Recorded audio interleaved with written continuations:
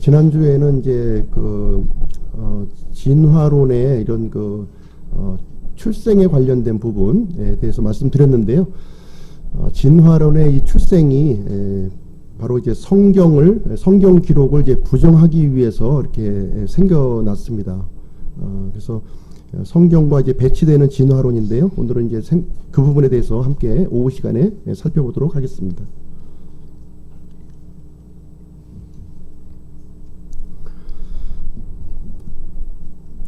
성경은 이제 그리스 말 비블로스에서 이렇게 유래가 되었습니다. 책이라는 뜻인데요. 더 바이블, 영어로 이제 더 바이블이라고 하는 뜻은 6세기 이전까지는 하나님의 계시를 담은 책을 지칭할 때 이렇게 사용이 되어져 있습니다. 이 성경 기록은 1600년 이상 40여 명의 인간 기록자를 통해서 일관되게 서술된 이 책입니다. 하나님의 말씀이고요. 이 성경이 하나님의 말씀임을 이제 증거하고 있는데 신구약 성경의 기록자들이 증언을 하고 있습니다. 그리고 예수 그리스도께서 이 성경 기록이 하나님의 말씀이다 이렇게 증언을 해주셨고요. 이 성경 기록 자체가 또 이 성경이 하나님의 말씀인 것을 우리에게 이제 증언을 해주고 있습니다. 어떤 방식으로 증언하고 있냐면 성경에는 이제 많은 예언이 이제 기록이 되어 있는데요. 예언이 실질적으로 성취되는 것을 통해서 이 기록이 하나님께서 말씀하신 그 말씀이라고 하는 사실을 성경 기록 자체가 우리에게 알려주고 있습니다. 요한복음 10장 35절 같이 한번 읽어보겠습니다. 시작. 하나님의 말씀이 임한 자들을 그분께서 신들이라 하셨으며 또 성경 기록은 깨트리지 못할진대. 그래서 예수님께서 이 성경 기록은 깨트리지 못한다 이렇게 말씀하고 있습니다. 디모데후서 3장 16절도 한번 읽어보겠습니다. 시작. 모든 성경 기록은 하나님의 영감으로 주신 것으로 교리와 책망과 바리잡음과 의로 교육하기에 유익하니. 그래서 모든 성경 기록은 하나님의 영감으로 주셨다는 거예요. 여기서 이 모든이라는 말을 우리가 좀 봐야 될 것이고요. 성경 기록은 하나님의 말씀을 이제 포함된 책이 아니에요. 창세기 1장 1절부터 요한계시록 22장까지 모든 성경 기록, 성경에 있는 모든 단어 하나가 하나님의 영감으로 우리에게 주셨다 이렇게 말씀하고 계십니다. 성경 기록 제일 이제 첫 장 창세기 1장 1절을 보시면 창세기 1장 1절 다 같이 한번 읽어보겠습니다. 처음에 하나님께서 하늘과 땅을 창조하시니라 이렇게 시작을 하고 있는데요. 창세기 1장 1절을 통해서 하나님이 바로 창조주시라고 우리에게 알려주고 있습니다. 이 창조주이신 하나님께서 시간과 공간과 물질을 창조하셨다 이렇게 말씀을 해주고 있습니다. 처음에 시간의 그 출발점을 이렇게 만들어 주셨고요. 하늘이라고 하는 이런 공간을 만들어 주셨고, 그 다음에 땅이라고 하는 그런 물질을 1장 1절을 통해서 창조하셨다고 우리에게 말씀해 주고 있습니다. 창세기 1장 1절은 무신론을 거부하는 거예요. 무신론.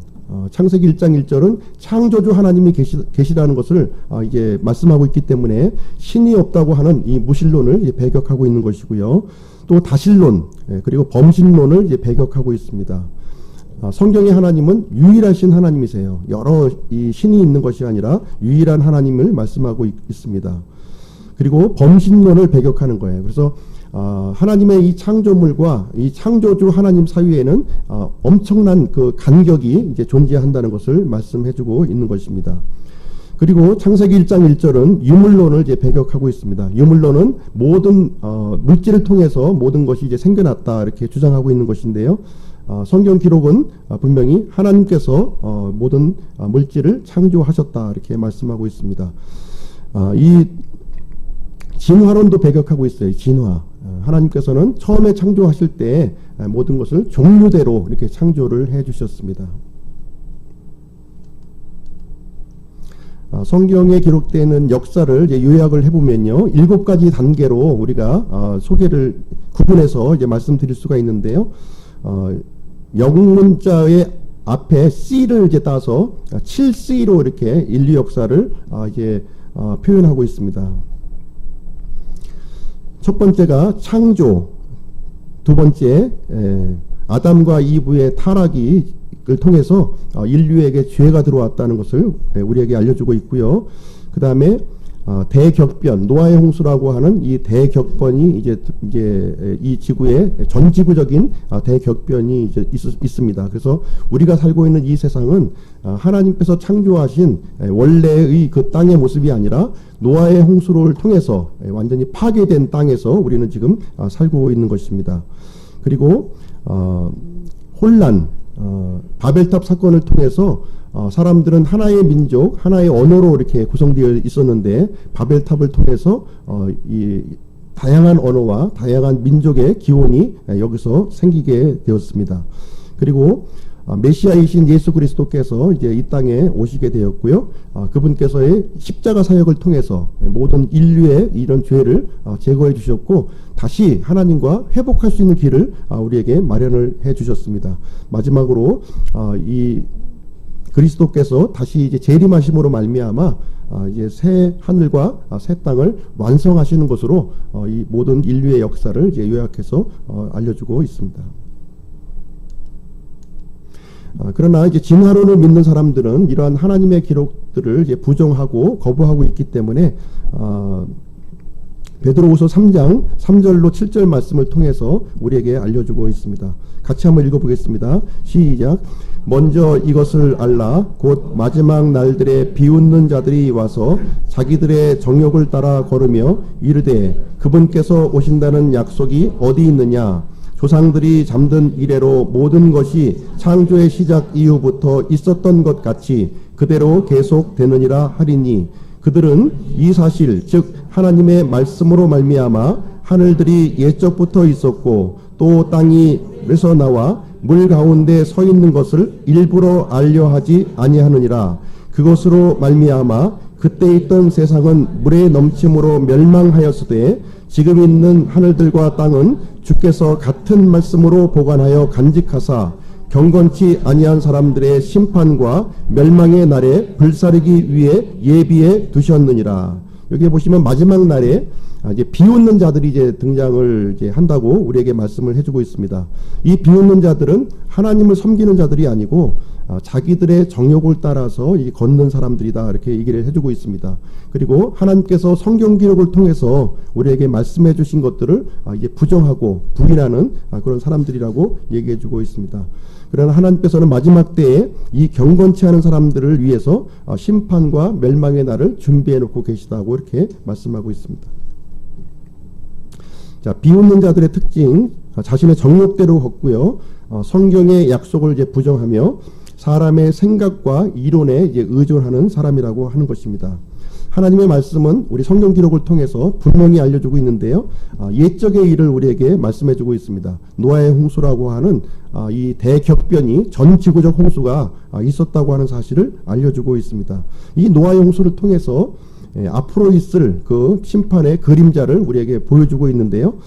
미래의 일, 예수 그리스도께서 재림하실 때에는 공의로 이 세상을 심판하실 것을 말씀해주고 있습니다. 그래서 모든 경건치 않은 사람들, 이런 사람들에게 하나님께서 심판을 이제 내리시게 됩니다. 성경 기록을 이제 부정하고 있는 이 진화론의 그 실체에 대해서 좀 이제 말씀을 드리도록 하겠습니다. 이제 아시는 분도 있고 이제 이 내용을 이제 모르시는 분도 이제 있으실 텐데 이 필트 다운인 화석이 이제 굉장히 중요한 역할을 했어요. 이 진화론이라고 하는 것을 사람들의 이 뇌리 속에, 사람들의 마음 속에 이제 확 집어넣는 아주 결정적인 계기가 바로 이제 필트 다운인 화석이 결정적인 요인을 이제 마련했습니다. 이 필트 다운은 이제 영국에 있는 한 마을 이름이에요. 영국에 있는 마을 이름인데 이 마을 이름에서 발견된 그 인류의 화석을 이제 발견을 한 거죠. 그것으로 인해서 굉장히 그 중요한 일이 이제 발생하게 되었습니다. 약 1912년경에 이제 이 화석이 이제 발굴되기 시작을 했고요.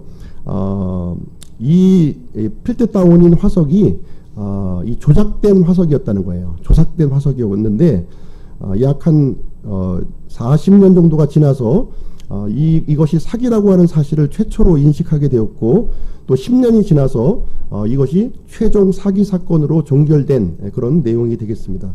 1912년부터 1962년까지 그 기간에는 이 원숭이와 사람 사이에 이런 중간 화석으로서 과학적인 증거로서 이렇게 발표가 된 거예요. 과학적인 증거로서 발표됐을 뿐만 아니라 모든 그 학자와 그 사람들에게 이렇게 객관적인 사실로 인정을 받는, 이 50년이라는 기간은 굉장히 중요한 기간이라는 거예요. 50년은 이 1912년부터 1962년까지는 굉장히 과학적으로 발전하는 때였어요. 산업혁명이 일어나고 인류의 문명이 아주 굉장히 빠른 속도로 변화되는, 과학 문명이 발달하는 그런 시기에 원숭이와 사람 사이에 이런 그 중간 화석이 발견되었다는 것이 학계에 공식적으로 발표됨으로 말미암아 이제 공식적으로 이 진화론이 이 교회에서나 또 모든 학교 기관에서 다 받아들여지는 그런 이 계기가 되었던 사건입니다.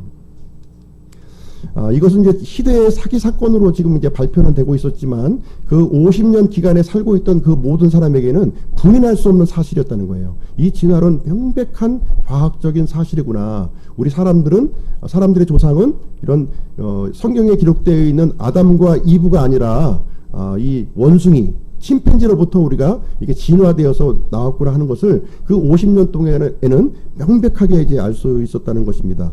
그래서 영국에 있는 필터다운 그 지방에서 이제 있었던 일인데요. 그 당시에 아마추어 고고학자였던 이제 찰스 도슨이라고 하는 이제 젊은이가 있었어요. 이 젊은이가 얼마나 이제 열의가 뛰어났겠어요. 이 고고학을 이제 발굴하려고 하는 그런 열정을 가지고 이제 유적 발굴을 이제 시작을 했는데, 여기에서 이제 사람의 두개골 화석을 이제 발견을 한 겁니다. 사람의 두개골을 발견하고 이것을 이제 지금 대형 왕립박물관에 이렇게 보관을 이제 했어요. 명백한 진화의 증거로서 이제 이 화석이 이제 수용하게 되었는데요. 여기에 또 이 찰스 도슨이라고 하는 젊은이뿐만 아니라 그 당시에 많은 사람들이 또 이 사기 사건에 이렇게 같이 공모를 했던 그 장면이 이제 우리에게 나와져 있습니다. 거기 그 당시에 많은 학자들, 유명한 그런 과학자들이 우리 잉글랜드, 미국, 영국에도 이렇게 그 우리의 인류의 조상, 잉글랜드인의 조상이 되는 그 화석을 발견을 했다고 하는 그 놀라운 발표를 이제 하고 싶었던 그런 사람들이 있었던 거예요. 그런 욕구를 충족시키기 위한 아주 좋은 매개물이 되었었고, 사람의 이 두개골과 또 원숭이의 턱뼈를 이렇게 합성을 해서 이제 이렇게 결합을 시켜 놓았던 거죠. 머리는 사람의 두개골이었고, 이제 아랫부분 턱뼈는 원숭이의 턱뼈로 해서 인류와 이런 원숭이와 중간 화석인 것으로 이렇게 증명을 했습니다. 그런데 과학이 점점 발달하면서 이것이 이제 짜 맞춰진 것이라고 하는 것이 나중에 이제 밝혀지게 된 것이죠. 이제 불소 연대 측정법이라는 것을 통해서 이것이 이 두개골과 이제 원숭이의 화석은 별개의 화석이다. 같은 종류의 화석이 아니라 별개의 화석이라는 것이 이제 밝혀졌고, 1962년에 가서 이것은 최종 사기 사건으로 이제 발표된 내용이 되겠습니다. 당시에 굉장히 아주 센세이셔널하게 이렇게 그 신문이나 이런 논문을 통해서 발표가 되었고요. 이렇게 이 자랑스럽게 이제 발굴하는 현장도 이 사진을 이렇게 또 보여주고, 이 두개골 화석을 통해서 이렇게 모형까지 참 머리가 좋죠. 이런 상상도를 활용해서 이 영국의 조상이 어떤 모습이었을까 하는 것을 여기서 이제 그림으로 이제 그렸습니다. 여기에 이제 이 영국 최초의 조상 화석을 이제 이렇게 만들어내는 일에 이제 많은 사람들, 당시에 이 영국의 네노라는 학자들이 다 여기에 개입을 해서 이것을 이제 만들어냈다고 이렇게 되어 있습니다. 굉장히 이제 50년의 기간이 굉장히 중요한 기간으로 이제 받아들여지는 이유는 무엇이냐면, 1912년부터 이제 1962년은 아주 명백하게 이건 중간 화석, 인류의 중간 화석으로 이제 아주 그 방점을 팍 찍었는데요.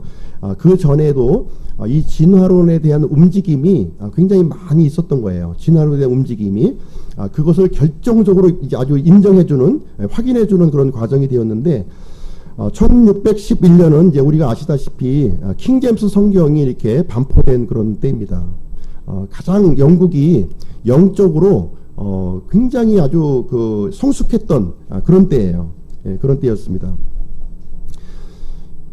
그 이전에 이제 종교개혁도 있었고요. 종교개혁이 어떤 열매로 킹제임스 성경까지 이렇게 이루어졌습니다. 1795년 이전에는 우리 교회에서 사람들이 하나님의 창조 6,000년 역사들을 다 수용했어요. 이것을 부정하는 사람은 한 사람도 없었습니다.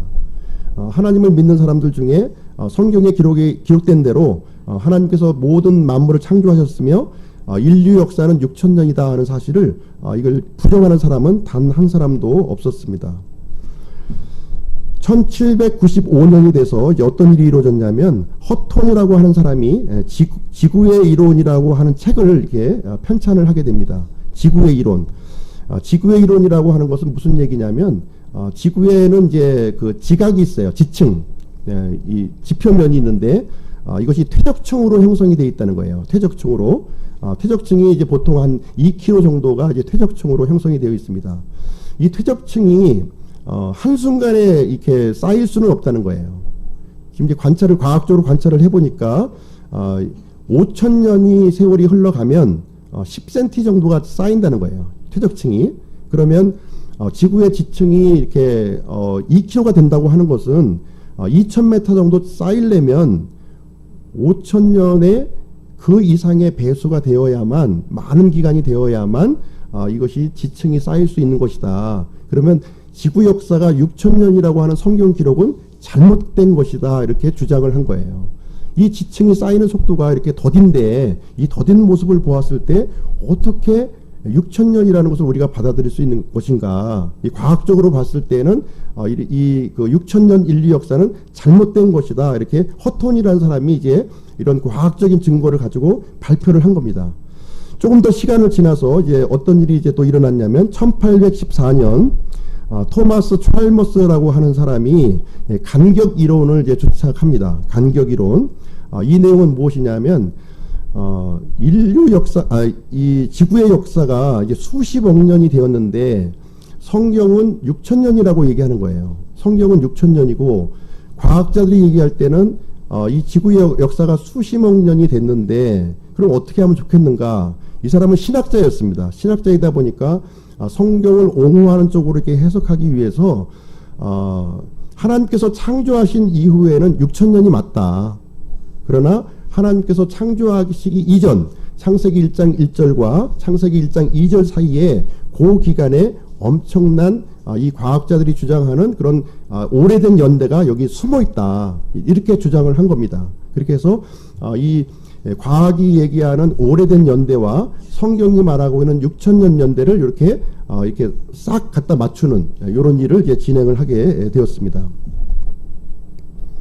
1830년 이제 찰스 라일리라고 하는 사람이 지질학 원리를 이제 또 발표를 합니다. 이 사람은 허톤의 지구의 이론을 조금 이제 발전시켜서 이제 체계화했는데요. 이 사람은 이제 지층의 이 퇴적이 쌓이는 속도를 한 1,000년에 한 30cm 정도 쌓이는 것으로 관측을 이제 했습니다. 그래도 여전히 이 지구의 역사는 굉장히 긴 거죠. 수십억 년. 성경의 6,000년으로는 이제 서로 조화를 일으킬 수 없는 긴 연대를 이제 알려주고 있는 것입니다. 그래서 성경에 기록되어 있는 이 기록들은 좀 잘못될 수 있다 하는 생각을 사람들에게 계속 이제 심어주게 이제 되었습니다. 1859년 이제 우리가 잘 알고 있는 찰스 다윈이 종의 이론을 이제 발표를 합니다. 종의 이론을 발표하면서 찰스 다윈이 이 핀치새가 이렇게 다양하게 이렇게 존재하는 모습을 이제 바라보게 되면서 이 진화를 하고 있다. 모든 생물들은 이렇게 하등한 생물에서 고등한 생물로 이렇게 진화되고 있는 모습이 있다 하는 것을 종의 기원을 통해서 이렇게 발표를 하게 됩니다. 그래서 이 종의 기원을 통해서 성경에 기록되어 있는 이 창조, 이 하나님의 창조는 좀 아닌 것 같다. 좀 부정하는 그런 인식이 이제 우리 안에 들게 되었습니다. 그리고 1881년 우리가 알고 있는 이제 영국의 이제 개혁 성경이 이제 등장한 거죠. 웨스트코트와 이제 호르트가 영국의 개혁 성경을 만들어 놓으면서 이제 킹제임스 성경을 이렇게 현대 역본으로 변개시키는 일을 이제 진행을 하게 됩니다. 1909년에 이제 어떤 일이 일어나냐면 스코필드라고 하는 사람이 스타디 성경을 이제 발간을 하게 됩니다. 이때 이 스코필드라고 하는 사람이 이 진화론 연대를 이제 교회에 수용하는 일을 이제 받아들이게 되는데요. 1814년에 찰머스가 간격이론을 주창했던 내용들을 좀 약간 세계화해서 지금 이제 스타디 성경에 이것을 이제 개입을 시키게 됩니다. 그래서 창세기 1장 1절부터 2절 사이에는 굉장히 큰 시간적인 간격이 있다는 것을 얘기해 주면서 이 진화론의 그 수십억 년의 연대를 수용하는 쪽으로 이제 받아들여지게 됩니다. 그리고 1920년 클라렌스 라킨이라고 하는 사람이 세대적 진리를 이제 발표함으로 인해서 간격 이론이 이제 완전히 체계화시키는 그런 쪽으로 이제 가게 되고요. 그래서 대부분의 지금 이제 근본주의 믿음을 가지고 있는 사람들은 이 간격 이론을 이제 수용하고 믿고 있습니다. 현재. 그리고 이제 이런 시점 1920년 이제 요 상황에서 이제 필트 다운인 화석이 이제 발견이 된 거예요. 요 상황에서 이 인류와 원숭이와 이 중간 화석 명백한 과학 증거로 이제 발표가 된 겁니다. 그렇게 되니까 과거에 지금 이제 진화론의 이런 주장들이 한꺼번에 이것이 사실로 받아들이는 거예요. 성경의 기록들은 완전히 좀 이게 종교적이고 허구적인 내용이고 과학적으로 볼 때는 이 맞지 않는 논리적으로 맞지 않는 기록이다 하면서 이제 그 진화론을 실질적인 사실로 받아들여지는 일이 이제 발생하게 되고요. 이 세대적 진리 간격 이론을 통해서 이 오래된 그 시간과 성경의 6,000년을 이렇게 또 조화시키려고 하는 그런 노력도 교회 안에서 같이 이제 병행해서 이루어지는 모습이 이제 일어났습니다. 인류는 이제 명확한 명백한 진화의 증거 앞에 이렇게 서게 되었거든요. 진화가 이제 과학적인 사실이다 하는 것이 이제 그런 사실 앞에서 우리는 이제 성경 기록을 이제 쳐다보게 되었습니다. 그러다 보니까 하나님을 믿는 사람들은 무엇인가 이제 결정을 해야 될 상황이에요. 내가 믿음을 버리든가 아니면 과학적인 사실을 받아들이든가 두 가지를 다 받아들일 수는 이제 없다는 것이죠. 그래서 이제 궁여지책으로 나온 것이 바로 이제 유신진화론과 간격 이론이 이제 되겠습니다.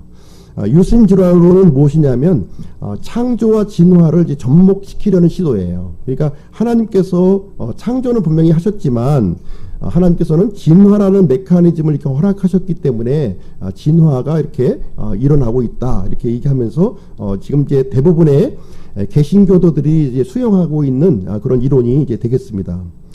두 번째 이론은 이제 간격 이론이에요. 간격 이론은 진화론의 긴 연대와 성경의 6,000년이라고 하는 이 역사를 어떻게 결부시킬 것인가 이것을 이제 궁여지책으로 생각해낸 끝에 창세기 1장 1, 2절 사이에 그 기간에 진화론의 엄청난 연대를 집어넣음으로 인해서 이 난제를 이제 해결하기로 했던 것이고요. 대부분의 근본주의 교회들이 이 이론을 이제 수용하고 있다 이렇게 보시면 되겠습니다.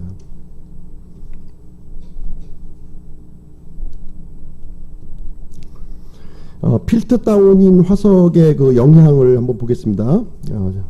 중간 화석의 이 발견으로 이제 대대적인 홍보가 일어나는 거예요. 각종 이런 그 뉴스 매체라든가 학술지를 통해서 이렇게 홍보가 진행이 되어 있었고요. 영국에 살았던 최초의 유인원 이렇게 발표를 했습니다. 그래서 당시에 이제 모든 그리스도인들도 이 명백한 진화의 증거 앞에서 진화를 이제 인정하는 그런 일이 이제 생기게 되었습니다. 나중에 이제 한 50년 지나서 이제 사기극으로 이제 판명이 이제 됐어요. 이거 잘못된 거다 판명이 됐는데, 근데 이 사실이 일반인들에게는 잘 알려지지 않는 거예요. 조그맣게 이제 그 기사 하단에 그것은 사기극이었다 이런 정도로 발표하는 것으로 끝났습니다. 그래서 사람들 마음속에는 이미 진화론이라고 하는 이런 것들이 각인되어 있는 그런 상태에 이제 있게 되었습니다. 그런 그 아주 결정적인 역할을 해준 화석이 무엇이냐면 바로 필트 다운인 화석이 이제 되겠습니다. 미국에서 또 있었던 일인데요. 미국에서 스커푸스 이제 재판이라고 굉장히 또 유명한 그 재판이 있었는데, 아시다시피 이제 미국은 성경을 기초로 이제 세워진 나라입니다. 콜럼버스가 이제 이 대륙을 발견하고 거기에 이제 미국이라는 나라가 세워지면서 이 성경적인 이 믿음을 기초로 해서 이제 미국이 세워진 나라예요. 그런 나라였는데 좀 시간이 흘러가서 1925년에 이제 어떤 일이 이제 생겨났냐면 이 유럽 쪽에서 특히 이제 영국 쪽에서 이 진화론이라고 하는 이 학문이 미국 쪽으로 이렇게 유입되기 시작을 한 거예요. 그래서 진보적인 사람들은 진화론을 이제 수용을 했고 또 보수적인 사람들은 성경에 있는 창조를 믿는 그런 일이 이제 생겨난 겁니다. 근데 대부분의 그 미국인들은 이 성경을 기초로 한 믿음을 갖고 있었기 때문에 보수층이 많았고요. 그래서 대부분이 창조를 믿는 그런 사람들이었습니다. 그러나 유럽 쪽에서 이렇게 그 공부를 한 사람들, 유학을 이제 갔다 온 사람들을 통해서 이 진화론이 이 학문 쪽으로 유입되기 이제 시작을 한 거예요. 그러다 보니까 이 진화론은 말도 안 되는 이 진화론이 지금 학교에서 막 가르치는 일이 이제 생긴 겁니다. 진보적인 교사들을 통해서. 그래서 미국 테네시주에서는 진화론을 금지하는 법안을 이제 통과시킨 거예요. 그러다 보니까 이 진보주의자들은 이제 아주 그 깜짝 놀란 거죠. 학문의 자유를 이렇게 박탈해서는 안 된다 이렇게 해서 이제 소송을 하게 되고 법정 다툼으로 이제 가게 됩니다. 여기에 나섰던 인물이 이제 진보층에서 나섰던 인물이 이제 누구냐면 존 토머스 스코푸스라고 하는 이제 기간제 교사예요. 정식 교사도 아니고 이 생물 교사인데 한 그 기간제 생물 교사가 촉대를 메고 이제 소송에 이제 참여를 하게 됩니다. 법정 공방을 이렇게 막 서로 이제 이루게 되는데 결국 이제 보수층이 이제 강한 미국에서는 이 진화론이 좀 시기상조다 지금으로서는. 그래서 스코푸스에게 벌금형을 이제 선고를 하게 됩니다. 그러면서 이제 법정 공방으로 가게 되니까 일단 법정 공방으로 가게 되면 많은 내용들이 오가게 돼요. 많은 그 어떤 이 변증이 서로 이제 오가게 되는데 이제 가인의 아내는 뭐 누구였느냐 뭐 이런 얘기까지 성경에 아주 시시콜콜한 얘기가 막 이게 드러나다 보니까 물론 보수층이 승리는 했지만 성경을 문자 그대로 이해해서는 안 된다 하는 내용들이 이 재판 과정을 통해서 이렇게 번져나가는 그런 계기가 이제 됩니다. 그래서 이 재판을 통해서 성경적 믿음, 이 미국 사회에서 성경적 믿음이 퇴보하는 그런 계기가 이제 일어나고 있습니다.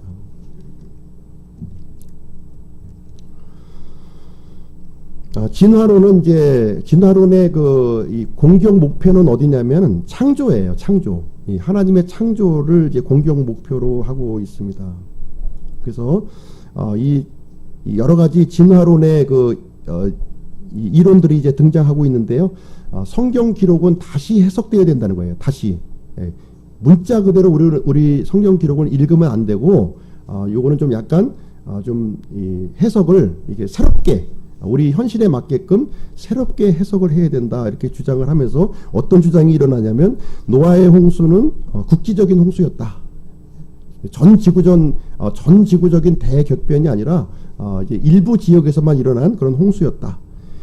그리고 날시대 이론, 하나님께서 6일 동안 이렇게 창조하셨는데 이 6일 하루하루를 지금의 24시간으로 보아서는 안 된다.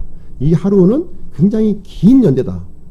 6일 동안의 긴 연대를 얘기하고 있는 것이지 성경에 기록되어 있는 하루로 봐서는 안 된다. 이렇게 또 이런 이론이 나오는 겁니다. 하나님께서는 6일 동안에 이 모든 만물을 창조하셨는데 실질적으로 어떻게 6일 만에 다 이거를 어떻게 창조하냐. 점진적으로 이렇게 창조가 되는 거다. 지금 이 순간에도 하나님이 점진적으로 창조를 해 나가고 계신다. 뭐 이런 내용이 이제 주장하고 있는 겁니다. 그 중에 하나도 이제 간격 이론이 되겠죠. 지구의 역사가 6,000년, 말도 안 된다. 이게 지층이 쌓이는 속도로 봤을 때 수십억 년이 이거 뭐 명백한 사실인데 어떻게 6,000년을 주장할 수 있겠느냐. 그래서 수십억 년은 이런 간격 이론을 통해서 이렇게 서로 협상하는 그런 이론들이 이제 등장을 하게 되었습니다. 어쨌든 성경은 이 진화론과 이렇게 그 조화를 일으킬 수가 없는 거예요. 진화하면 진화고 창조면 창조지 진화와 이 창조를 이렇게 서로 결합시킬 수 있는 그런 이론은 없다 이렇게 얘기를 해주고 있는 것입니다. 진화론이 주장하는 내용은 무엇이냐면 모든 만물이 우연히 오랜 시간 동안에 생겼다는 거예요.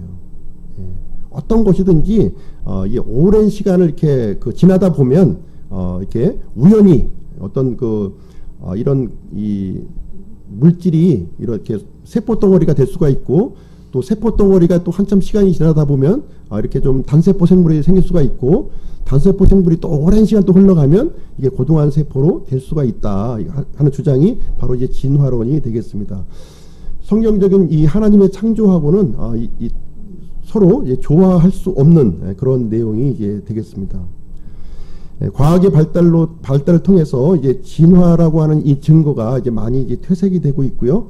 실질적으로 우리가 관찰되는 것은 무엇이냐면 진화되는 것을 발견하는 것이 아니라 실질적으로 퇴화하는 모습을 우리는 이제 발견하고 있습니다.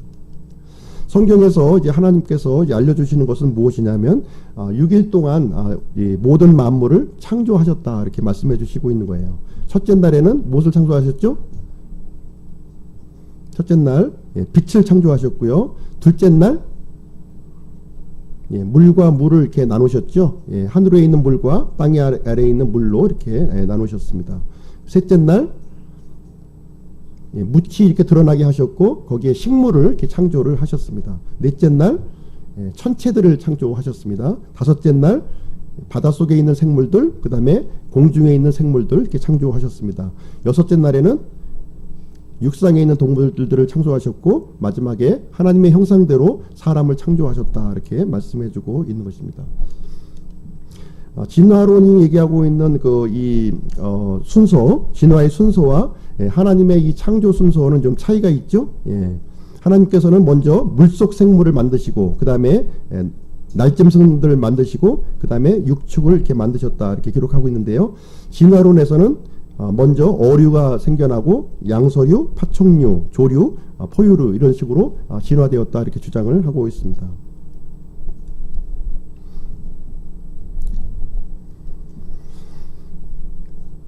그래서 우리 믿음의 가장 걸림돌인 이 진화론이 이제 제거가 되어야 돼요.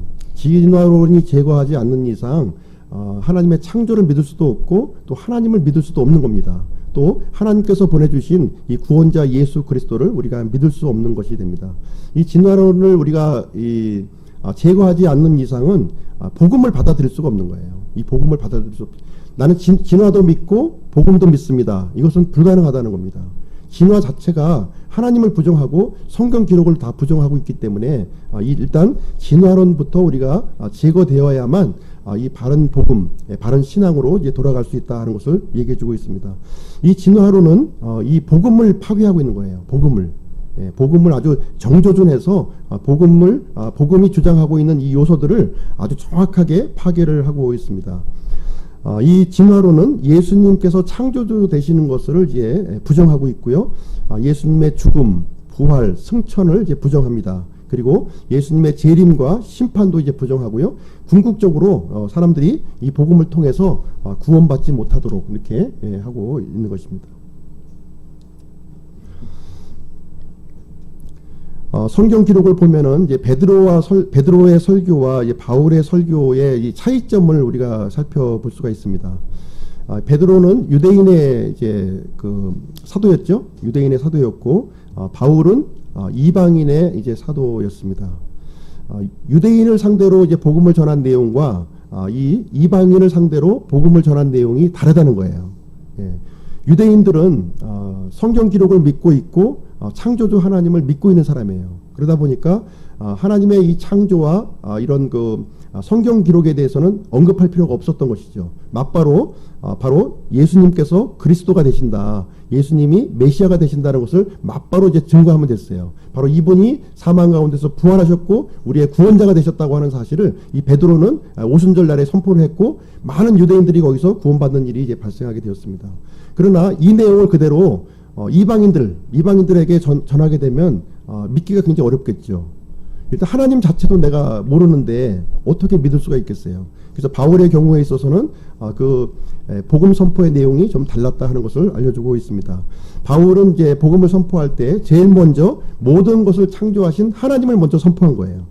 그리고 우리는 그 하나님의 후손들이다 얘기를 해주고 있고요. 그래서 하나님께서 이 모든 사람들을 지금 회개하도록 이렇게 부르신다 이렇게 말씀하셨고, 이를 근거로 해서 하나님께서 예수 그리스도를 보내주셨는데 이분을 이제 사망 가운데서 부활하게 하셨다. 그래서 그리스도에 대한 내용으로 이제 전환되는 모습. 먼저 창조주 하나님을 전하고 그 다음에 이 구원자 예수 그리스도를 전하는 내용으로 나와 있습니다. 그래서 오늘날 우리가 이제 복음을 전할 때 하나님을 전혀 모르는 사람에게는 먼저 처음부터 예수님 얘기하면은 이제 믿기가 어려운 거죠. 그러니까 창조주 하나님에 대한 소개가 먼저 이루어지고 그 다음에 예수님에 대한 소개가 이루어지는 것입니다. 그러나 교회 생활을 오래 했던 사람들, 그런 사람들은 하나님도 알고 성경도 알잖아요. 유대인들처럼. 그런 경우에는 맞바로 예수님이 우리의 메시아 구원자가 되신다는 사실을 맞바로 또 증언할 수가 있는 것입니다. 그래서 진화론은 지금 이와 같이 복음의 핵심 요소를 이제 공격하고 있는 거예요. 핵심 요소를 흔들고 있는 겁니다. 이제 진화론이 이제 과학이라는 탈을 쓰고 우리에게 등장하고 있지만, 진화론이 진짜 이 타겟으로 하고 있는 것은 뭐냐? 이 하나님의 말씀, 이 복음을 정조준해서 이것을 부정하고 파괴하는 쪽으로 지금 이제 하고 있다는 겁니다. 복음이 주장하는 것은 무엇이죠? 창조예요. 창조. 그러나 진화론이 주장하는 것은 진화입니다. 그리고 복음이 주장하는 것은 우리는 하나님의 후손, 하나님의 형상대로 창조받은 사람이라는 거예요. 그러나 진화론이 주장하는 것은 우리는 동물에 불과하다 이렇게 얘기를 해주고 있는 것입니다. 복음은 우리에게 회개를 촉구하고 있습니다. 그러나 진화론은 과학이나 물질을 통해서 우리가 얼마든지 신처럼 이렇게 진화될 수 있다 이렇게 주장을 하고 있는 거예요. 복음은 우리에게 공의의 심판, 우리 죄악된 우리들에게 공의의 심판을 우리에게 얘기해주고 있지만, 진화론은 심판을 부인하고 성경에 있는 모든 기록들은 이런 허구, 신화, 이런 전설 속에 있는 얘기를 이제 해주고 있다 이렇게 주장하고 있는 것입니다. 복음은 그리스도의 부활을 우리에게 알려주고 있습니다. 진화론은 종교적 허구다 이렇게 주장을 하고 있는 것입니다. 이사야서 41장 21절로 23절 한번 같이 한번 읽어보겠습니다. 시작. 주가 말하노라. 너희는 소송을 제기하라. 야곱의 왕이 말하노라. 너희는 강력한 이유들을 제시하라. 그들은 그것들을 제시하고 앞으로 일어날 일을 우리에게 보이며 또 이전 일들이 어떠했는지도 보일지니라. 그리하면 우리가 그것들을 깊이 생각하고 그것들의 마지막 끝을 알리라. 또는 앞으로 있을 일들을 우리에게 밝히 보이라. 이후에 일어날 일들을 보여줌으로써 너희가 신인 줄 우리가 알게 하라. 참으로 악을 행하든지 하라. 그리하면 우리가 놀라서 그것을 함께 바라보리라. 네. 이 하나님께서 이제 우상들에게 소송을 제기하라 얘기하고 있어요. 소송을 제기하라. 너희들이 강력한 이유를 이제 제시하라 이렇게 얘기하면서 이전 일이 어떠했든지, 과거의 일이 어떠했든지, 미래의 일이 어떠할는지 그것을 얘기하라는 거예요. 너희들이 참 신이라면 과거에 있던 일, 이 아주 유능한 이제 점쟁이들은 과거의 일을 알아맞히는 거예요. 과거의 일. 과거의 일을 알아맞히는 게 더 어려운 겁니다.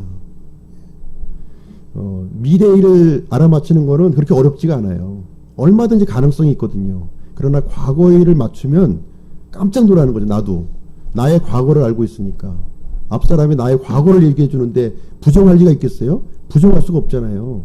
근데 미래의 일을 얘기해 주면 그럴 수도 있고 안 그럴 수도 있고 좋으면 좋지 이렇게 받아들이지만, 과거의 일을 얘기해 주는 거는 얘기할 수가 없는 거죠. 그러나 하나님께서는 우리에게 성경 기록을 통해서 과거의 일을 정확하게 말씀하고 계시고 앞으로 미래의 일도 정확하게 말씀하고 계시는 거예요. 이런 것들을 정확하게 얘기할 사람이 있으면 나오라는 거예요. 우리가 한번 그것을 보고 한번 엄마야 하고 한번 놀래보겠다는 겁니다. 증거를 내보이라 이렇게 분명하게 얘기했습니다. 그래서 하나님께서는 성경 기록을 통해서 과거의 기록과 미래의 일을 정확하게 말씀해 주심으로 말미암아 하나님께서 우리의 참 하나님이 되심을 성경 기록을 통해서 우리에게 알려주시고 있는 것입니다. 진화론이 얘기하는 것처럼 절대로 성경 기록은 허구의 내용을 이제 기록하고 있는 것이 아니다 하는 것을 얘기해 주고 있습니다. 그리스도에 대한 예언의 성취를 통해서 이제 우리에게 얘기해 주고 있는데요. 예수님께서도 말씀하셨어요. 요한복음 13장 19절 같이 한번 읽어보겠습니다. 시작. 그것이 일어나기 전에 내가 지금 너희에게 말하는 것은 그것이 일어날 때에 내가 그인 줄을 너희가 믿게 하려 함이라. 예수님께서는 앞으로 일어날 일을 미리 이렇게 말씀해 주신 거예요. 미리 말씀해 주심으로 말미암아 그 미리 말한 그 내용이 이루어지는 것, 성취되는 것을 볼 때에 바로 내가 그인 줄 알라. 내가 메시아 그리스도인 줄을 너희가 알라. 이렇게 증거로서 이렇게 알려주셨습니다. 그래서 예수님은 성취된 예언들을 통해서 예수님이 구약에 기록되어 있는 메시아이심을 우리에게 알려주고 있고요. 오직 성경만이 이 예언의 내용을 이제 우리에게 다루고 있습니다. 어느 종교에서도 다루고 있지 않고요. 이 예언을 다루고 있고 또 성경 기록은 예언의 성취를 또 우리에게 보여주고 있는 것이 되겠습니다. 우리가 연대기 성경 공부를 통해서 우리 그리스도에 대한 그 예언과 성취에 대해서 쭉 살펴보았지만 구약에 기록된 그 예언대로 정확하게 성취된 내용을 우리는 이제 살펴볼 수가 있습니다.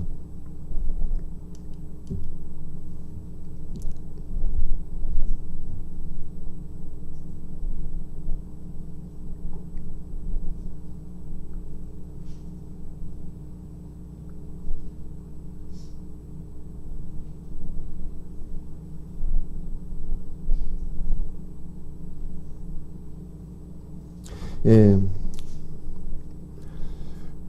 특정인에게 이 예언이 이제 성취되는 거를 이제 한번 보시면요, 이 특정인에게 어느 한 사람에게 이 예언이 이렇게 그 성취될 때 예수님에 대한 예언은 굉장히 많은 부분이 이제 다 이제 성취가 이루어졌는데요. 예를 들어서 특정인에게 48개의 예언이 성취될 확률을 이제 이분이 한번 조사를 해본 거예요. 통계학자신데 이분이 이제 조사를 해본 겁니다. 48개의 어떤 그 사실들이 한 사람에게 성취될 확률, 수학적 확률이 어떻게 됐느냐 이렇게 계산을 해보았더니 이 다음이네요. 48개를 선별한 후 이 성취될 확률을 이제 보았더니 우주 전체에다가 이 동전을 다 깔아놓고요, 그 중에 하나의 동전을 찾을 확률이라는 거예요. 예. 그 앞전의 내용은 무엇이냐면 8개, 특정인 한 사람에게 8개가 이제 맞춰졌을 때, 8개가 맞춰졌을 때 이 수학적인 확률로 맞춰질 확률이 어떻게 되느냐, 이것은 지구에다가 동전을 다 깔아놔요. 그 중에서 하나를 찾는 확률과 같다, 이렇게 설명을 해주는 겁니다. 그래서 구약 성경에 기록된 메시아를 통해서 이 기록된 예언이 예수님에게 이제 성취된 이 사실은 이 수학적으로 설명할 수 없는 이 정확도를 우리에게 얘기해주고 있는 것입니다. 수학적으로 10의 50승분의 1은 제로예요. 제로. 예, 제로입니다. 예, 확률이 없다는 거예요. 있을 수 없는 내용을 우리에게 이제 알려주고 있습니다.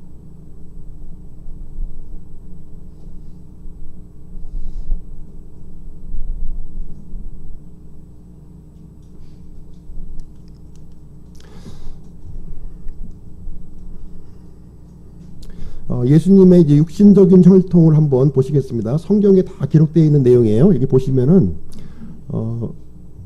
아담이 있고요.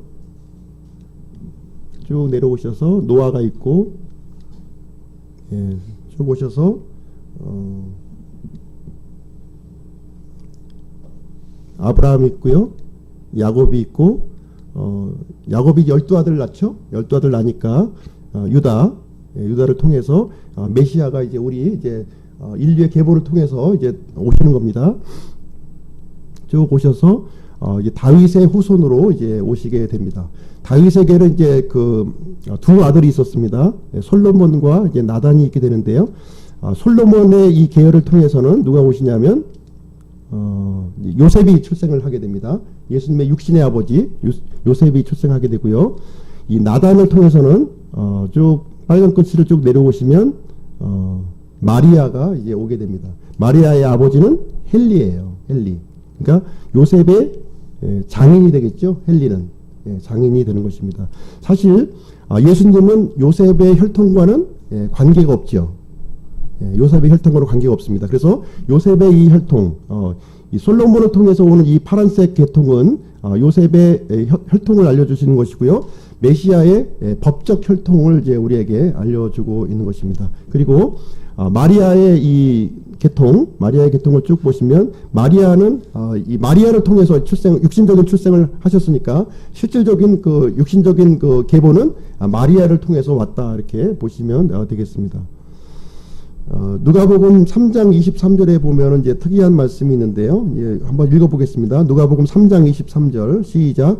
비로소 예수님 자신이 30살쯤 되시니라. 사람들이 생각하기에 이분은 요셉의 아들이신데 요셉은 헬리의 아들이요. 이렇게 되어 있습니다. 요셉이 헬리의 아들인가요? 요셉의 헬리의 아들이 아니죠. 헬리의 사위죠. 그죠? 헬리의 사위입니다. 사람들이 알기에는 그렇게 여겼다고 하는 사실입니다. 사람들이 아는 대로는 요셉의 아들, 예수님이 요셉의 아들로 이렇게 받아들였지만 실제적으로는 성령으로 잉태된 마리아의 아들이시다 하는 내용을 우리에게 얘기해 주고 있습니다. 사람들이 아는 바와 성경이 우리에게 알려주시는 바와는 이제 다르다고 하는 사실을 알려주고 있습니다.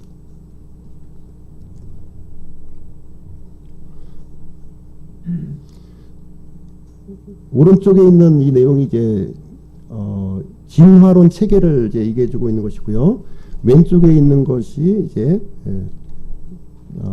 창조 진리를 이제 우리에게 이제 가르쳐 주고 있는 것입니다. 여기 밑에 보시면 이 진화론의 이 붉은 개미가 이 창조부터 이 하나님의 창조부터 무너뜨리는 그런 모습을 우리는 이제 보게 되는 것이죠. 하나님의 이 창조가 무너지게 되면 그 위에 세워져 있는 이 창조적 이 진리들이 다 한꺼번에 이제 무너지는 거예요. 이 진화론은 이 하나님의 이 창조, 하나님과 이 하나님의 창조 기초가 되는 부분을 아주 이제 강력하게 공격을 해오고 있고요. 그래서 여기에 대한 정확한 이해가 우리는 이제 필요하다고 하는 사실입니다. 여기도 두 개의 그림이 이제 소개되고 있는데요. 이것은 이제 문제고요. 문제점을 제시하고 있는 것이고요. 이 문제가 어떤 문제였나요? 우리가 첫 시간에 이제 알려보았지만 진화론 진영에서는 정확하게 우리 창조의 기초를 공격을 이제 이렇게 하고 있습니다. 우리의 대응, 믿는 사람들의 대응은 뭐 어떤 사람 놀기도 하고요. 어떤 사람 허공에다가 이렇게 쏘기도 하고 자유분방하게 이렇게 활동하는 모습을 이렇게 보여주고 있습니다.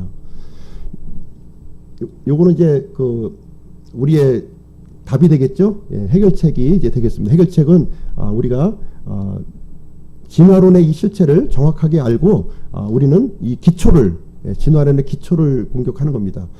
이 과학이라고 하는 이런 틀을 가지고 우리에게 공격하고 있지만 그 안에 담겨져 있는 그 신앙 체계 시스템은 하나님이 없다는 거예요. 하나님의 창조가 없다. 이것을 이제 가르쳐주고 있기 때문에 그 내용을 정확하게 인식하고 우리가 과학에 대한 부분을 다 부정하라는 얘기는 아닙니다. 과학은 굉장히 우리에게 유용한 것이고요. 과학을 우리에게 편리한 것으로 우리가 받아들여야 될 필요가 있지만 과학 안에 담겨져 있는 하나님을 부정하는 또 이 창조를 부정하는 것들은 우리가 수용할 수가 없다는 거예요. 거기 과학에 대한 실체를 우리가 정확하게 이해를 해야 될 필요가 있다는 것이죠. 굉장히 유명하고 공부 많이 한 사람들이 다 주장했는데 뭐 틀린 것이 뭐 있겠어, 다 맞는 말이지 하고서 받아들이면 안 된다는 거예요. 그 실체를 봐야 된다는 거예요. 그 과학자, 똑똑한 과학자의 마음 속에 하나님이 있느냐는 거예요. 하나님을 믿는 그 하나님의 말씀을 통해서 이게 바라보고 있느냐 하는 것을 봐야 된다는 거예요. 근데 그 안에 아무리 똑똑하고 아무리 훌륭하더라도 그 안에 하나님이 없다면, 하나님을 부정하고 있다면 그것을 정확하게 보고서 우리는 그것을 이 말씀에 입각해서 반대를 해야 된다. 그 내용을 우리에게 가르쳐 주고 있는 것입니다. 이렇게 해서 오늘 시간이 좀 그 간증이 있어서 이제 좀 오버됐는데요. 오늘 이 정도로 하고서 마치겠습니다. 제가 기도하고